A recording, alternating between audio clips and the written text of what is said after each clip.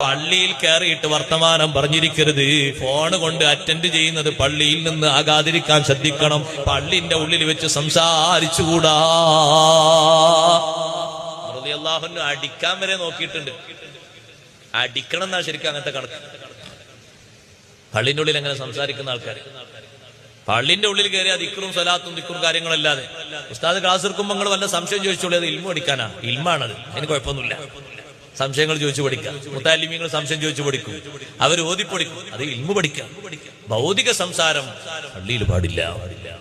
നമ്മൾ ചെയ്യുന്ന അമലുകളൊക്കെ നിഷ്ഫലമായി പോകാൻ ഒരു ചെറിയ സംസാരം മതി പള്ളിന്റെ ഉള്ളിൽ.